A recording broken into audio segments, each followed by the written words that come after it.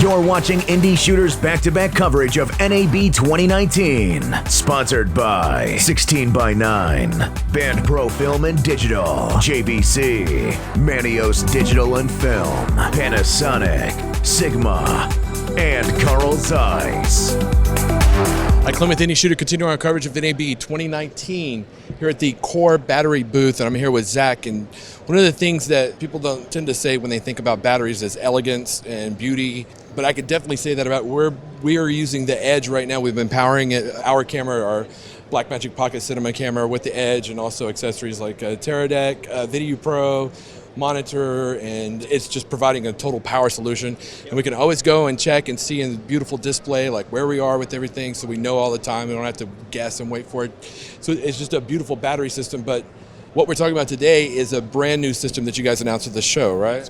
Yes, so this year we're introducing the new Helix system, and it's a dual voltage battery system. It operates on both 14.4 volts and 28.8 volts. The batteries itself are utilizing the same technology that we've put into our HyperCore line. That's our standard 14.4 volt line. So you get the small form factor 98 watt hour packs with the 12 amp discharge capabilities. We have a beautiful LCD display to give you your down to the minute runtime information. We also have 2,000 cycle ratings, which is almost double compared to the competition. So when comparing the Helix to the HyperCore, the Helix offers 28.8 volt output, which is very useful for powering digital cinema cameras like the Arri LF or the Sky panels that they offer that require higher voltages. And the benefit that you get from delivering a high voltage directly to the camera versus converting a low voltage battery to, let's say, 24 volts is the power efficiency. So when you're converting a 14.4 volt to, let's say, 24 volts, you're losing about 10% of capacity per hour of operation.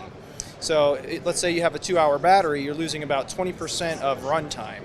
So when you're delivering the high voltage directly to the camera, there's no conversion involved. So it's a 99% efficient power delivery to the camera system. And in addition to that, because it's at a higher voltage, the amperage is a lot lower. So the camera operates at a cooler temperature, the batteries operate at a cooler temperature, so your overall performance is enhanced.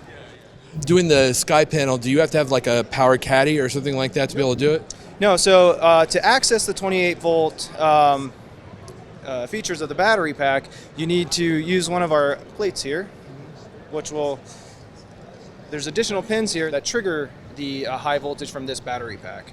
So all you need to do is just attach one of our plates, slap it onto a Sky panel, and you'll deliver the proper voltage to the lights. How long could one battery power a Sky panel? Well, in that case, we would recommend using multiple batteries. We have batteries up to 293 watt hours. So if you're using 2 of the 293 watt hours, you can get about 2 hours of runtime. These batteries have RFID chips in them, right? Yes, that's correct. So we'll talk about that. What does that mean to the customer? So RFID can be utilized in rental applications. There's a lot of technology being utilized by rental companies that use RFID for asset tagging, inventory management, check-in and check-out. So with the RFID already built into the battery pack, you can easily just scan it in or scan it out. You can also, on the end user base, get all of the battery information using an NFC reader, which most cell phones today carry. So you can just download an NFC app. It's a near field communication app, and just tap it onto the battery. The RFID is going to display all of the information relevant in the battery. Now, we were visiting, theft in film gear is like crazy.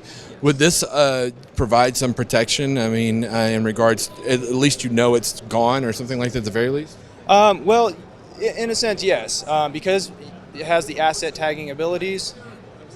If it somehow gets scanned into a different system and it shows that it doesn't belong to that particular company, then yes, it can not necessarily prevent it, but you can track it. Wow. And have you played with that a little bit to see how it works and everything, I guess? Oh, yeah. So the RFID, it's instant. So once you put the NFC reader up to the RFID, it instantly populates the fields.